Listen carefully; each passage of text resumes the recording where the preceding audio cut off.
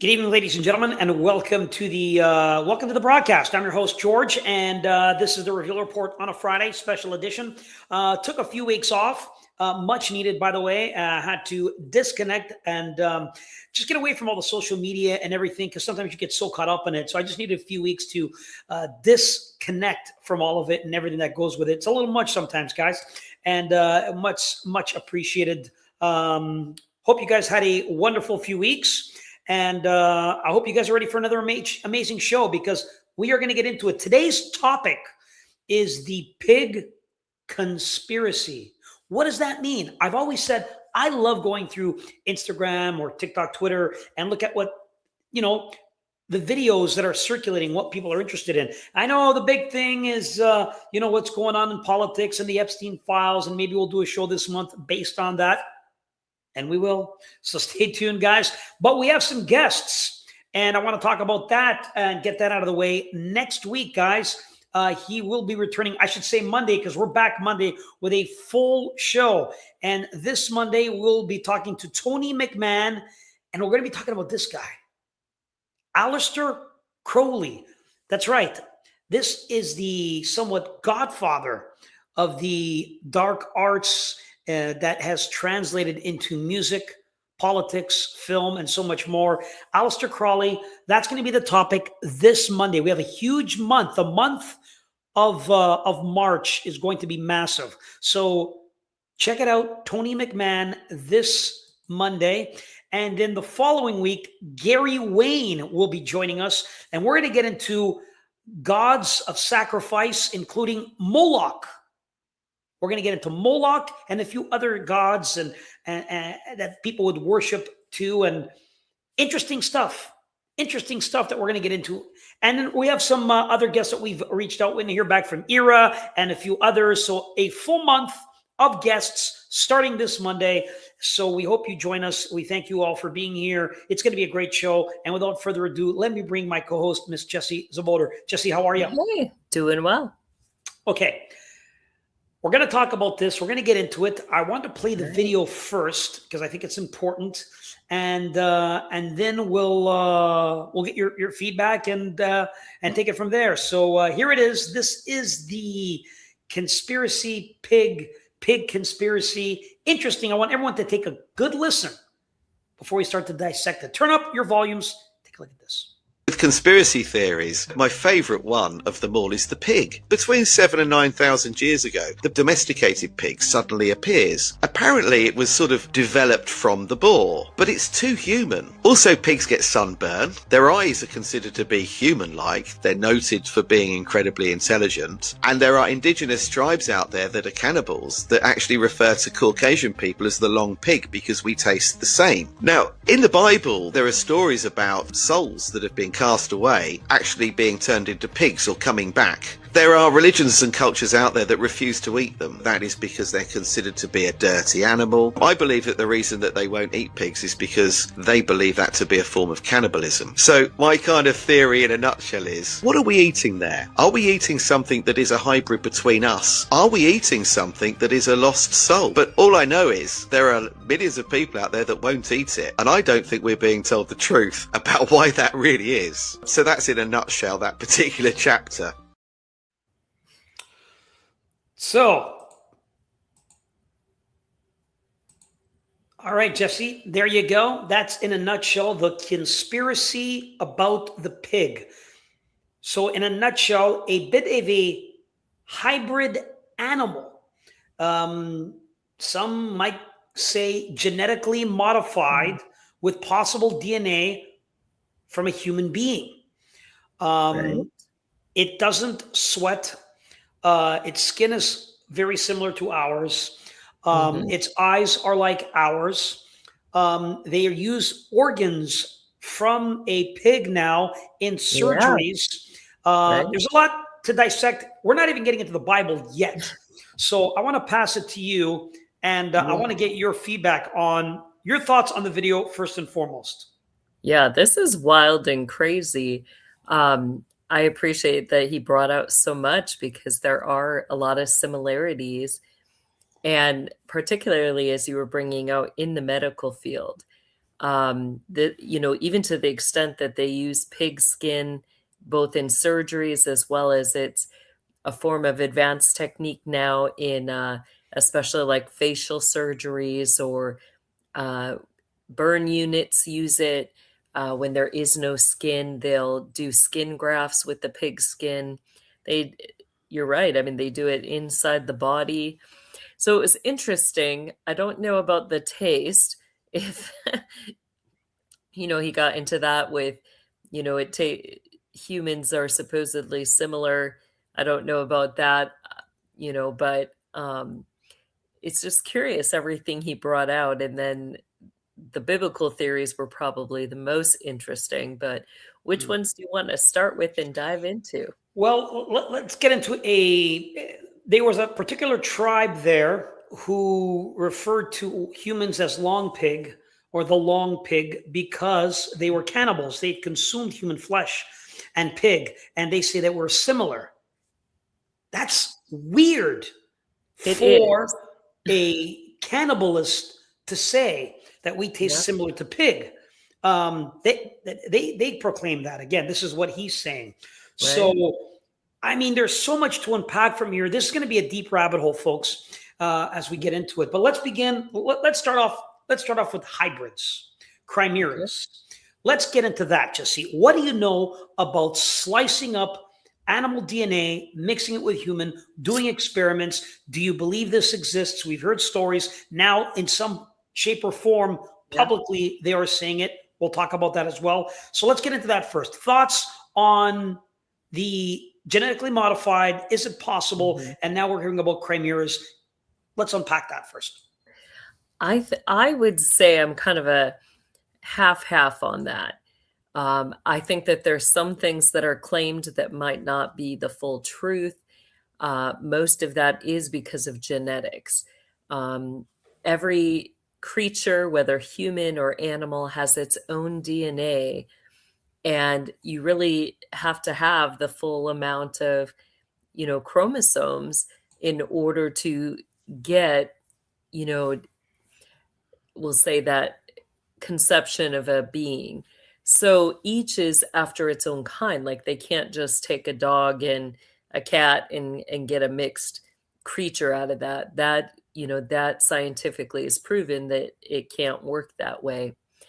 Where it kind of twists is that I think that there are grotesque animal experimentations, and I do believe it includes humans, and, where they're genetically modifying, whether that's children in the womb or whether that's creatures in the womb. I fully believe in that is happening, and that there are locations and places, especially in connection to military, where they're doing experiments like that, which is scary, that there could be cities or labs or places underground where they've, created these hybrids that they've genetically modified. Now, I believe there's another way it can the modifications can happen as well. And I think that gets with your demonic, with changeling spirits, that those that possess people have the ability, whether it's through delusion, to change the appearance, or whether it's through physical changes. So there's several ways that it realistically would be plausible. I mean, we've discussed chimeras and hybrids and how that was in the Bible and how people are doing experiments, but digging deep, something's going on in Canada. I want to play this quick clip for you, and then I'll get your feedback so we can rally back to that topic. All right. This is coming out of Canada. There's some news here. Let me play this and get your opinion. Did you guys hear what Health Canada just approved for public or human consumption? And apparently there's rumors that this is coming to the US as well, if it isn't already there. It's a bit shady, as you can imagine. So get this. Genetically modified pigs have officially been deemed safe to eat by Health Canada. Canadian and UK companies applied to bring products made from a virus-resistant pigs to market. So officially, it's about making sure that these pigs are no longer, so that they're resistant to some type of ailment, okay, that's floating around. Okay, so an ailment that's floating around, genetically modified pigs, disease-free, right? to be consumed. It's official. Canada has approved it. Wow, the experiments that are going on. Okay, unpack that. What are your thoughts on that? And then just your thoughts on that specifically. And then what are the repercussions in your belief? Not to say that you're speaking for everyone, but your belief in regards to religion or in your faith, how that sits with that. So give me your thoughts on that, please. I think with the genetic modified, we really need to know the fine details of that. How are the creatures genetically modified? It sounds to me like if they're just focused on these are disease-free animals, that there's more that they've done to really boost the immune and to secure the immune system on these creatures. But where I'm concerned where this goes is that there's been an uprise of lab-grown meats. And it's my belief that, lab-grown meats are things that are not healthy for us, whether that's things that have been put through a 3D printer, whether that's things that they're guising as, animal meat, but really it's human meat.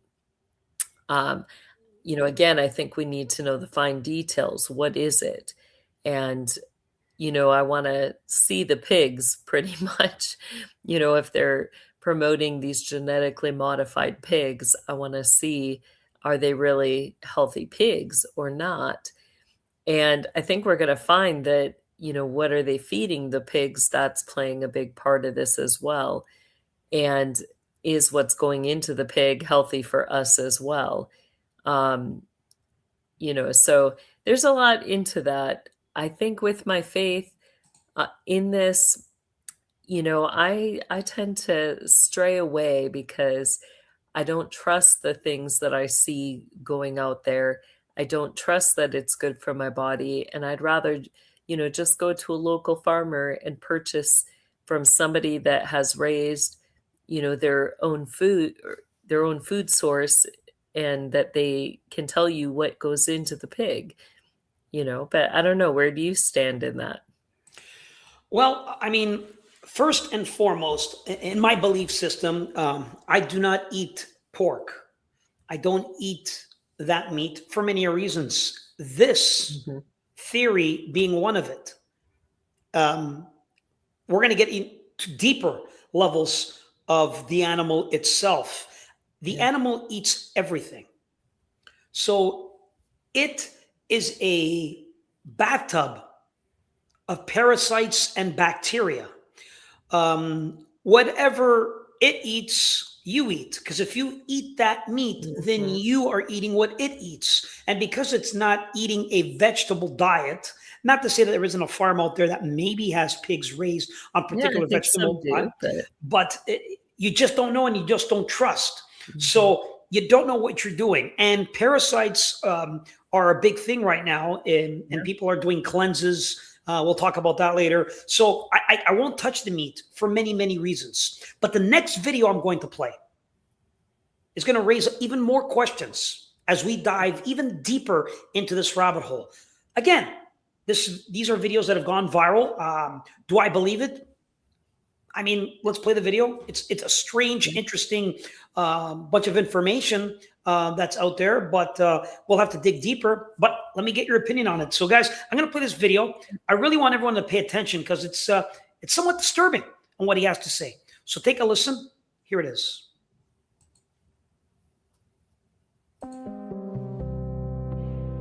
I know where they're putting human body parts into the pig supply and the pork supply. The Reynolds family used to own 60% of all the crematoriums and moratoriums in the United States and funeral homes.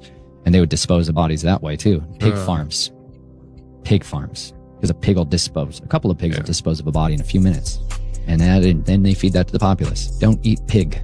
That you didn't raise yourself. Could not strongly warn people against that enough. Parasites of hookworms are serious things. That's why a lot of Southerners are what Southerners are.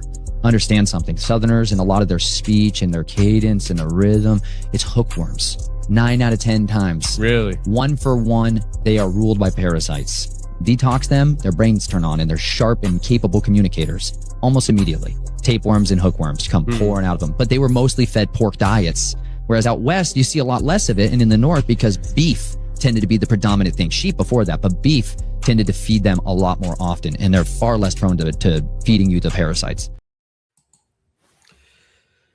A major family in the U.S. owned a majority of funeral homes, the commercial ones, alongside many pig farms. He's claiming that this family would dispose of some of the bodies in the funeral homes, take the money, feed it to the pigs, and then would turn around and sell the pigs to franchises and fast food restaurants, which would mean, if you listen to what he said, when you purchase certain food, you're consuming human flesh. That's what he is saying, or from what I gather. Let's unpack that first. Yeah. Thoughts on that one, Jesse? I think that's a huge dark side. I can confirm that, the system feeds, we'll just say, human meat to a lot of different, whether, that's underground or whether that's creatures. I think that that is happening. But on the other note, I think that there's more to that. I don't think that that's the sole source. I think there's a fear in there that everything's just going to be in the creatures we eat. But I think there's a bigger guise. I think that many times what's being passed off as animal meat, especially the ground meat, may not be all animal. So I think that there's a bigger concern in that, and that cover up, that connects to different forms of necromancy, things that are going to be done with the dead, and, with the companies that supply our food for us and distribute, are in charge of our distribution chains. So I think that's a huge concern. Yeah.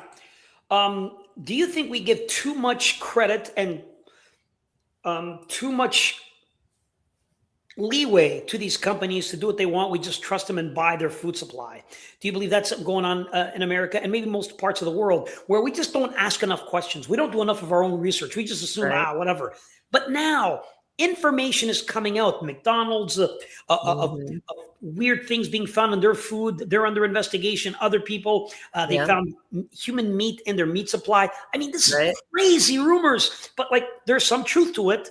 There's actual truth to it, So we need to be careful on what's going on. I know that there was there's companies working with the government to do something with human bodies, to decompose them and use them as fuel. But the green movement, you even get now in most hospitals, they ask if you want to donate your body upon death. And that does include different, not just donating organs, but that includes being used in some places. I think it was biggest in California, where they actually were donating their body for consumption.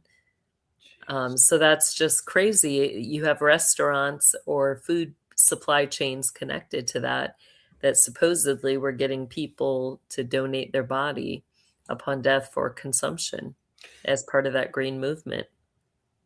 Let's touch first, Jesse, your take on what you've researched and your belief and what it says from what you studied biblically about consuming human flesh. A sin, no sin? What have you learned about it? What have you heard? Let's get into that first. I think that has to be taken two ways. Overall, scripture says that consuming flesh is a sin. And I believe that that's why the system does it. There's so many ways that they combine flesh into our food products, and their purpose is to curse us. They're going to do it whether it's, I've brought out in my testimony that they will use ashes. They'll sell those ashes both to the, your food companies as well as to your pharmacia, so that even in your medication, there's a tainting, and, it's going to put a curse on you. At the same time, I think that there's an innocence that the average person has no idea. Even if we do know, there isn't a way for us to know what have they put it in, what have they not, because you have a tainting of the soil, the water source, everything that the animals are eating, everything that's going to be connected to the ground, to the growing of your produce and your products. It makes it really hard to know, what's tainted or not. So therefore, I encourage people, we have a God who is so amazing. He's able to turn water into wine. He certainly can cleanse our bodies from whatever we're eating.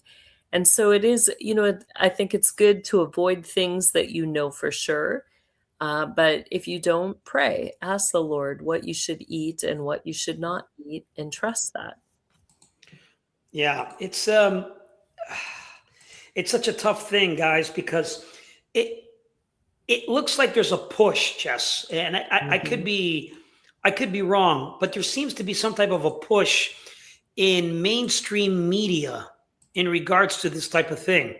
There was a TV show, and I was trying to get a graphic for it, but it was giving me issues, called the Santa Clara Diet, the Santa Clara Diet on Netflix, where famous celebrities appeared on this show, talking about eating human flesh, almost as if to paint a picture that it's okay. I don't know if there was tongue-in-cheek humor or what that was, but the fact that and there are other movies and shows, by the way, there are other movies as well coming out about consuming human flesh. Do you believe that there's a push for this, that they want it to be accepted, or is this just a fad where they're just writing it for fantasy and entertainment? Thoughts on that? I think that it's a real thing. We see outside of reality shows like the Santa Clara Diet, you see individuals like Marina Abramovich, who's engaging in spirit cooking. We see many celebrities involved in forms of spirit cooking. I think the sad reality and the scary truth is that they consume people and they consume flesh. And I think that it's more widely, I don't know what we would call that, but I think it's more distributed than we think. I think that there's been subtle ways they've been getting away with it all along. One of those ways is through, you get high culture or a high influx of cultures that are going to bring in special things that, we at first don't think about. Things like sausage making or the procuring of meats, using salt to preserve meats. I think that with some of those methods, you had ways that were coming in where, they've been getting away with eating human meat all along and nobody's questioned it. So I think that it is huge, and I think it's a lot bigger than we think. Now, Jesse, there is a disease that comes with eating human flesh. And if you do consume it, things begin to happen to your nervous system. It attacks your nervous system and so forth. You get ill, you get the shakes, things don't seem to pan out. It's not a good thing. Now, interesting, let's talk about that spiritually now, maybe. Is it a punishment? If this be true, is it God's way of saying, no, you are not to eat one another. This is wrong, evil, dark. I did not create you to do this. You cannot do this. If you do this, you will get sick and you will die. Not to mention the sin of it. Touch on that. It's not like, you can eat it. You can get sick from eating it. You can die from eating it. Let's touch on that briefly, please. Some people do. And I think that, I believe that that's just it, is that the Lord knows how our bodies were designed. And we weren't designed to eat, flesh or eat each other. We're meant to be in covenant relationship with each other. And in that, a building up, a doing good works that God's prepared for us to do. So it's a direct violation of, what God, the overall work that the Lord is doing. And I think it does impact the body. It's interesting because your nervous system is connected to your entire body. But when you look at, the system and their vows, especially those connected to Masonry, it's interesting that the center for your nervous system, is at the back, the thorax, and goes down, your spine. And that's the area that's attacked, but that's the same area where at that thorax, they will use that image of a spade or a shovel to represent that area. And it's in that area of the body that they take a vow, a contract with the spirit of death. So it's interesting that, isn't that what part of that curse is that, there's death involved with it. And I think that it's the Lord showing them that, that if that's the contract they want, then the Lord's going to hand them over to their own demise because they refuse to repent and turn away. Yeah. Perplexing stuff here, Jess. Let's continue on. There are many religions that do not consume meat.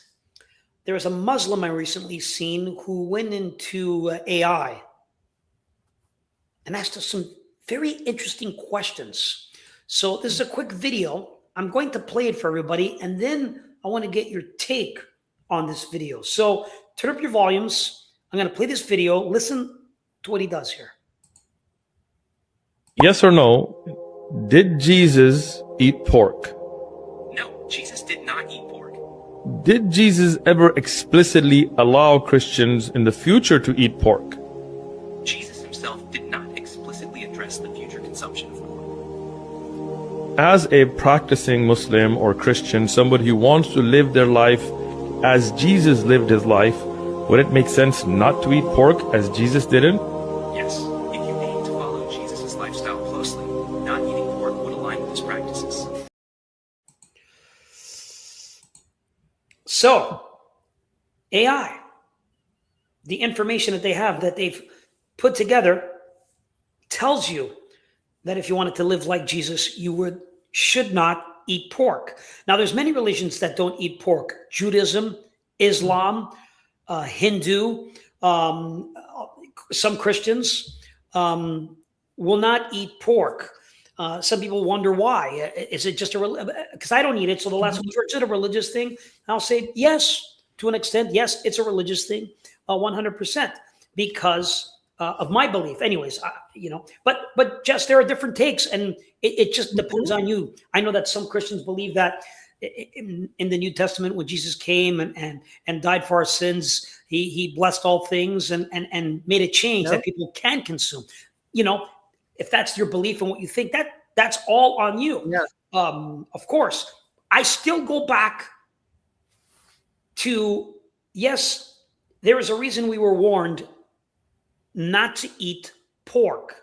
It was unclean. But if we look at today's day and age, with all the modern technology and everything we have, pork is still a filthy, dirty animal that still carries disease, bacteria, and parasites that get into your body. Live worms.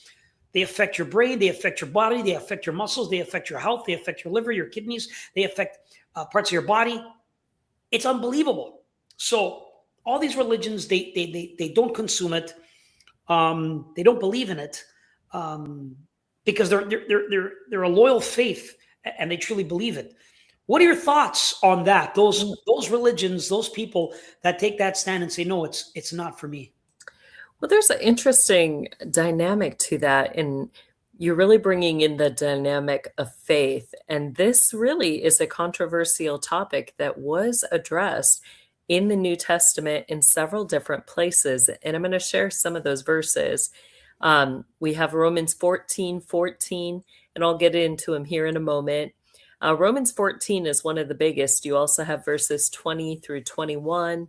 We have 1 Timothy 4:3-5, and 1 Corinthians 10:25 through 27. Now, what you're kind of bringing out, which is interesting, is the faith dynamic. In Romans 14:14, Paul says, I know and I'm convinced in the Lord Jesus that nothing is unclean in itself.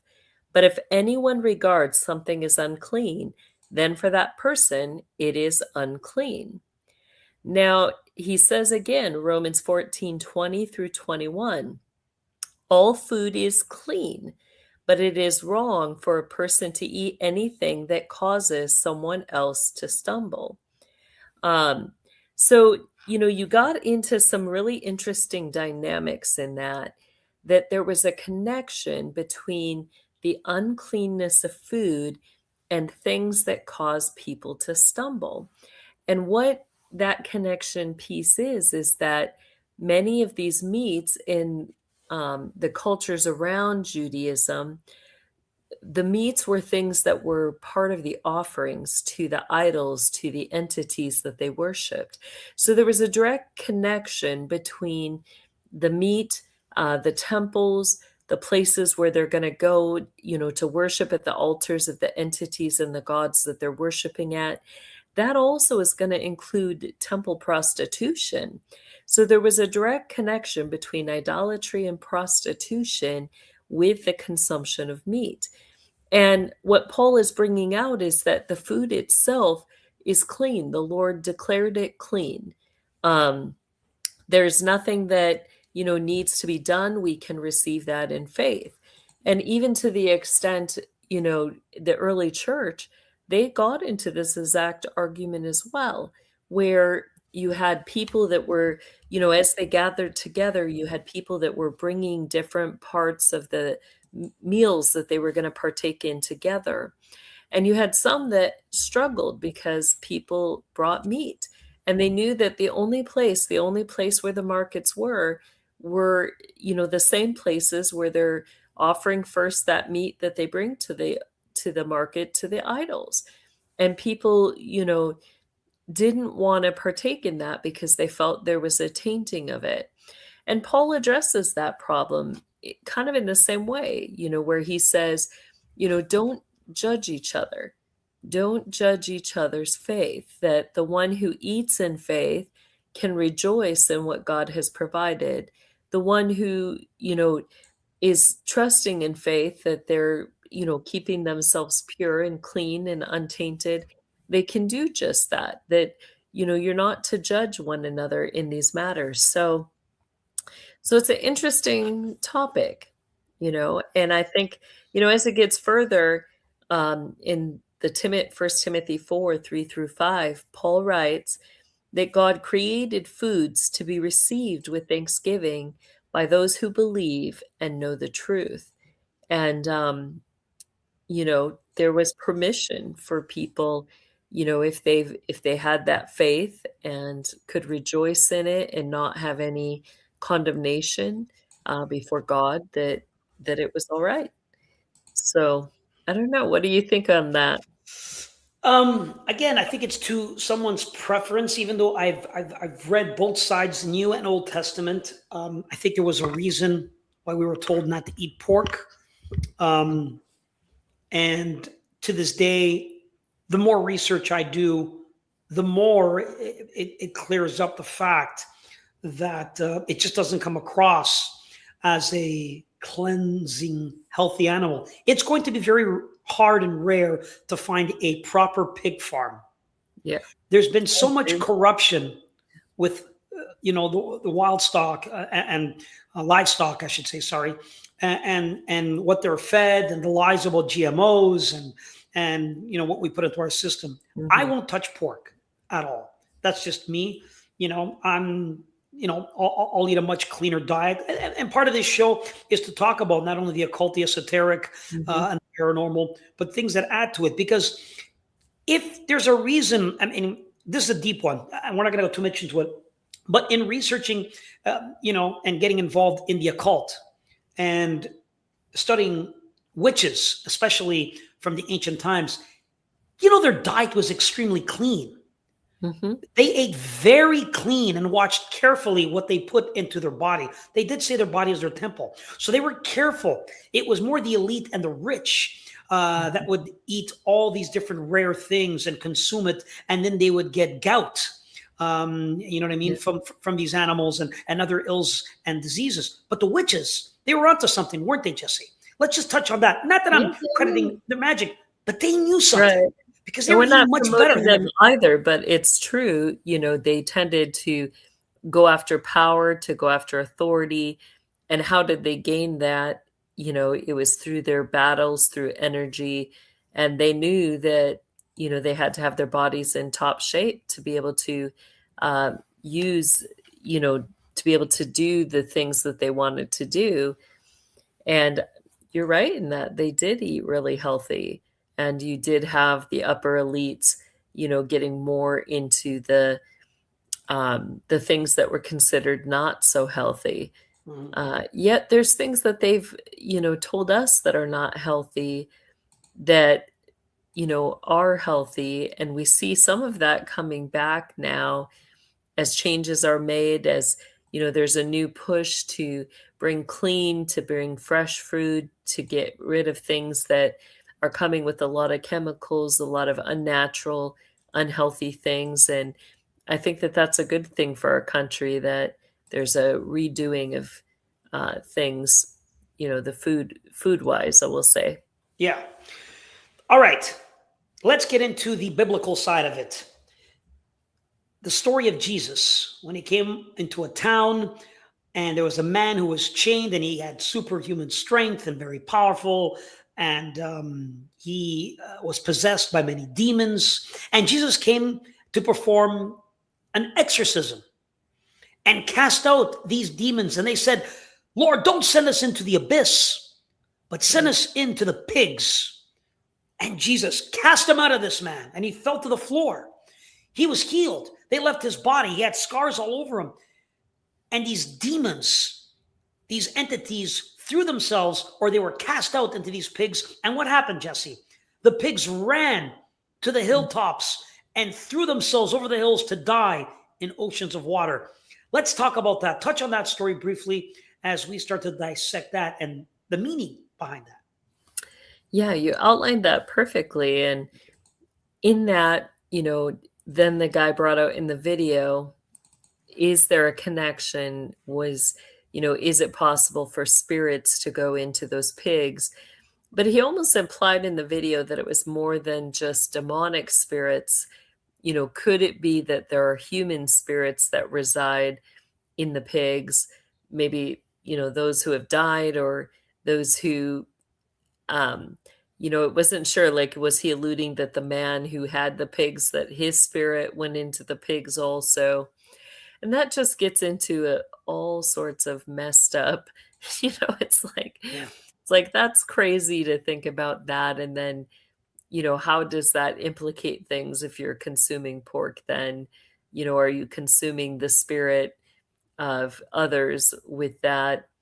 It sounded like that's where he was going, but I'm not sure what you took that to mean, if, what he was all bringing out in those theories. But I think that it directly was, the evil spirits, those that Jesus was addressing, that would be connected to your fallen angels or your demons.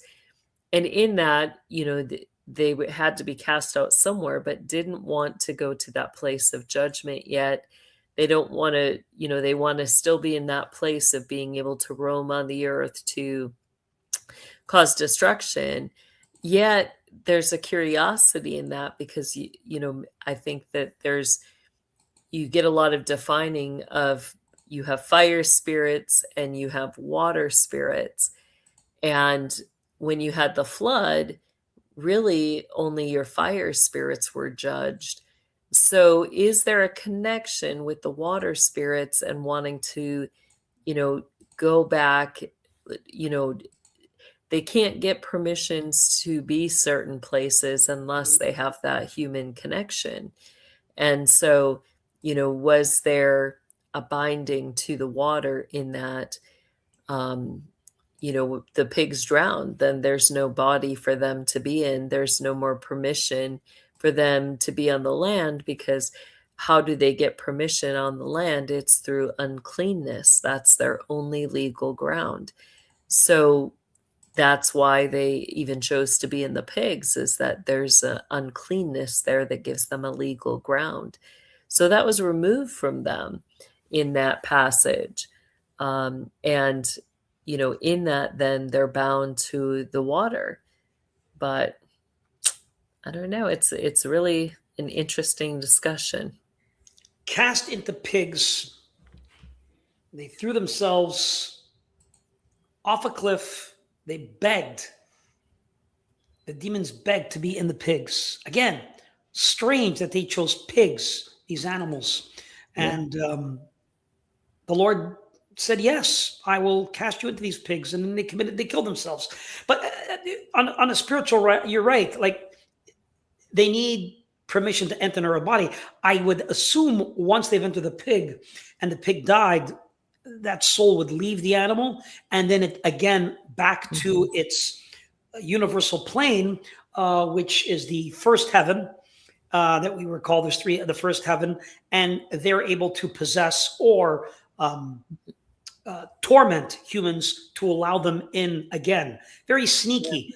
Let me post one more point in there that's kind of curious about this, is that, it's after this that you have really the Jews starting to plot to crucify, to get rid of Jesus, to take him out. And then that leads to, after his crucifixion, you have Paul declaring that, all things are clean. So it's curious, was this one of his last acts or signs to those spirits of the loss of their authority? And did that, because he cast those spirits and those pigs and they went into the water, did that then enable, during Paul's time for the church, for them to say all things have been made clean? Think about that, because the sea is salt water, which is Correct. a purifier. Mm-hmm. And they actually ran into that. To the sea, and after that, you get the declaration of all things being clean. Yeah, curious, huh? It's very interesting point that you make, because the water cleanses thing. I mean, Yeah. water is important in so many ways. Again, coming from the occult end, water is used to bathe, to cleanse, to purify, to sanctify. Many times if you're have a curse on you, we do cleansing baths with different things in the water, bathing, showering. When you're born again, it's through water. Yeah. It's unbelievable, the power of water to change you, to purify you, to cleanse you, to clarify you, to be born again. Water, unbelievable how that is. And like you said, how maybe that could be the case. Interesting. But what I find interesting in this whole thing is how this is a type of, I believe, warning. If the Lord, nothing is coincidence, Jesse, in just my opinion, if the Lord allows us to see these things and he brings it so that we are aware and we see it and we understand that the food supply is tainted and dangerous and we need to be careful. I mean, that's a fact. Let's go back to something that was so unbelievable, and that's the biblical diet. Incredible. Fruits, vegetables, a particular style of bread, nuts, olive oil, seeds, legumes, spices, and the two most unbelievable meats, Jesse, the two most unbelievable meats that help cure things, that are good for you, easy to digest: fish. Yep. When you eat the right type of fish, of course, very good for you with healthy omegas, healthy fats, energize. Sardines, a great source of protein, unbelievable. And believe it or not, lamb. And the Lord talked about us eating this meat. It's incredible how clean the lamb meat is. Lamb, fish, nuts, legumes, vegetables, bread, olive oil, these things in the Bible. It's amazing when you eat like this, you're clean. So here's the question through all of this that we've seen today. Do you think now's the time maybe that more people should be aware of what they consume, be awake, and take more precautions into eating healthier and better, not only to heal their body, but their mind and soul? Thoughts on that, please? I do. I'm a huge proponent of that and of stewardship your body. And I know many of us struggle with that. There's so many things that we've been brought up doing or learning that are okay. And to make that shift, it is really difficult. But I'm, in complete agreement with you. I think that the more we can be healthy, the more we can, grow, produce things on our own, even if that's, learning how to sprout grains, or, you get all sorts of, you get your beans, your legumes, all of those things, your seeds you can sprout. And that's a really healthy thing to do. So, learning what works with your body, what's good, because people's bodies are different. Not everybody can eat the exact same things, but that's part of the stewardship, is learning, what your body reacts to, what brings it, the optimal health. And I agree. I think it is important. And I know all those things that you're showing are things the past few years, both you and I have been, trying to be huge proponents and making life changes that are healthier in those ways. And I do encourage people. And if I can share, I've been putting lots of recipe ideas. I've got it on my Pinterest, on Kingdom Living TV, as well as my Patreon. I've, putting up shopping lists, different things like ideas for how to eat healthy, how to, what to do for a meal. All of those things are really good choices to make. And you feel much better when you're eating right. Yeah, 100%. Eating clean is important, guys. And they say that your body is your temple, and what you put into your body is important. If you subscribe to my Patreon, then, I'm doing a lot more posts in regards to things that'll help you live a better, cleaner life, to help heal you naturally, and so forth. And again, I'm just going back to things from ancient times and things from the Bible. That's it. This is not rocket science, guys. I'm not creating something. I'm just repeating what certain clothing that we would wear that would raise our vibration, help heal us, certain types of metals that we should have near us or drink out of, different types of foods. So again, God, we are thankful. We are grateful to the Lord Almighty for showing us these things, teaching us these things, putting it forward so that we could discuss it and hopefully help others. So guys, this is a chance for you to, maybe do a little bit more research. Get into what you consume. Find better farmers for better produce. Careful what you bring into your home and what you consume. Everything I always do to give thanks and cleanse all those things that are unpurified. So important, because I am appreciative and I'm grateful. So, Jess, I got to say, an amazing conversation. Yeah. And I think it's great. And I think more people should open up this dialogue and really look into these aspects, because the ancients knew about it. They were healthier in the past.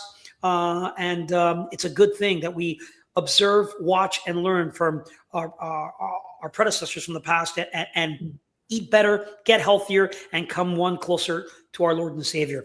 Jesse, in closing, before we sign off, we have an after show coming up on Patreon where we're going to give everyone a chance to ask some questions and open up a dialogue. We'll have a round table. So join us. The link is in the description. Before we get there, anything you'd like to share with anyone on how people could support your ministry?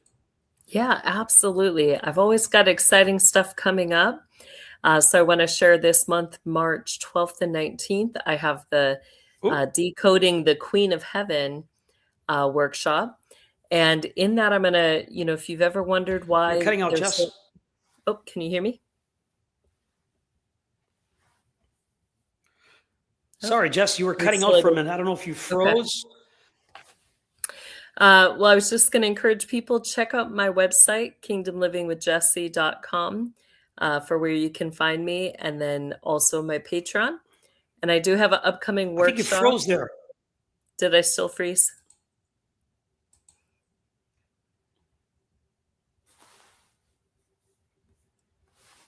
Yeah, so go ahead. I'm cutting in and out. Oh, I think you're unfreezing now. We were having some issues before. Sorry. So I was just going to encourage people, check out my website, thekingdomlivingwithjessie.com. Yeah. And I don't know what's going on. I apologize, guys. But the good news is The good news is we're going to continue this conversation on Patreon coming up next, guys. So I appreciate you guys, and thank you all for being here. We're going to do a Q&A. If you can support on Cash App, help keep this show going. We have a huge month of special guests, great conversations. Back this Monday, kicking off the beginning of the month with Tony McMahon as we talk about Aleister Crowley and so much more. So anything you can, the link is in the description. I want to thank you guys all for being here. On behalf of Jesse and myself, thanks for watching, and we'll see you at the after show coming up next. Goodbye, everyone.